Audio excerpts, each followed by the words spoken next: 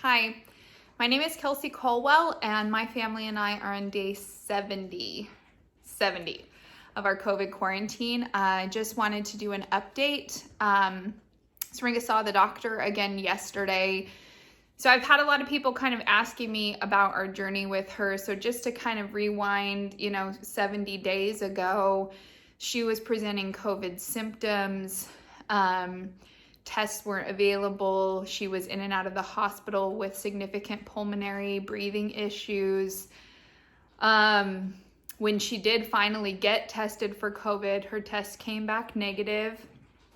She's continued to develop a variety of other symptoms on top of the breathing challenges. We've got multiple medications and machines at home that we're helping her with, but in the last 70 days, between the pulmonary issues, she's also developed a significant rash with hundreds of bumps that many of which turned into open sores.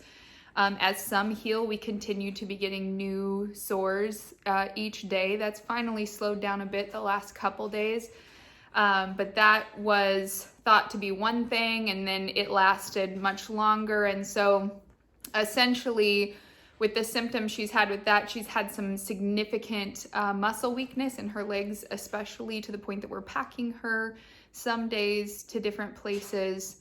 And then this weekend, I guess Friday, Saturday, we've also started nausea and headaches and extreme fatigue.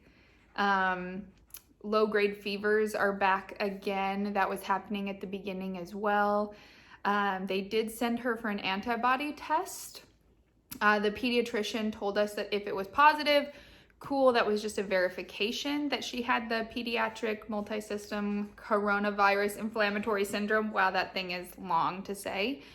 If the test came back negative, the pediatrician told us that it meant nothing, because they're getting so many false negatives that they're not considering them as negatives because the test is so new and is not very reliable.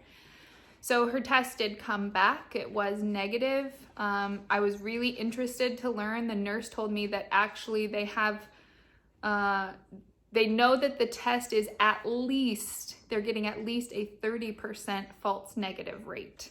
So I was like blown away by that percentage, but they said that's one of the reasons that they're not using the test to diagnose, because it's just so unreliable. So we are doing skin treatments, breathing treatments, additional medications. We saw the doctor, actually we're doing daily phone calls with the doctor, and then we had an official appointment again yesterday. They ordered more blood work. Mostly, I think at this point, nobody knows what to do. Nobody knows how to treat it. And so as a precautionary measure, our doctor just said, let's test her essentially for everything and make sure we're not missing something. She did absolutely say, like, it's a total puzzle. It's a total puzzle that we just don't know how to solve right now. And so Sringa went in for a lot more blood work yesterday. The pediatrician presented a variety of specialists that we could potentially send her to just see if they can come up with anything to help.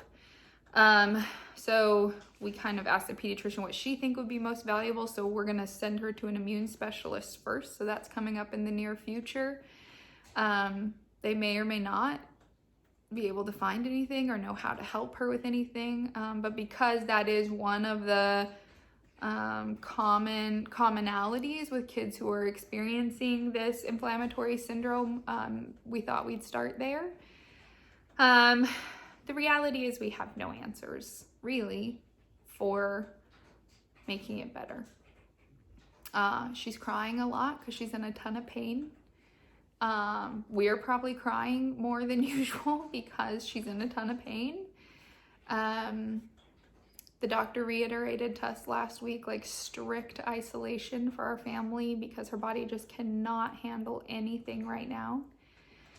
And I guess I'll just say it again, like, today we pray. Like, we have no other options, and I'm just believing, like, I'm just choosing to be positive, and just believing hoping that 10 weeks into this, she's going to turn a corner this week, that her body is going to eventually ride this thing out and we're going to start seeing improvement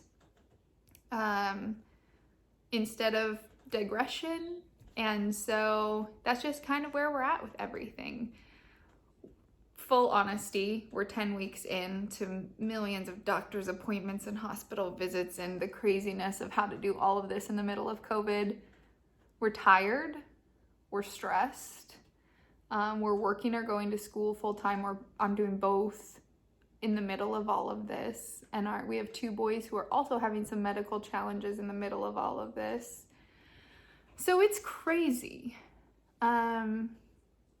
But we're trying to just keep focused on how do we make this as comfortable for all of us as we can. And some days that's easier than others, and some days it's totally impossible, but it just is what it is right now. So I know others of you out there are going through some really extreme things, and I know some people are living probably maybe what they feel like is a fairly normal life, but just at home. Wherever you are, I think this is just a crazy place. And again, right, just, I say it like almost every video, but that graciousness to each other, and I'm telling you what, we're trying really hard to be gracious to ourselves right now. So you can pray for our daughter if you're a faith-based person or someone who prays. We super appreciate that. We appreciate everybody's kind words. So that's where we sit. And hopefully this week things change.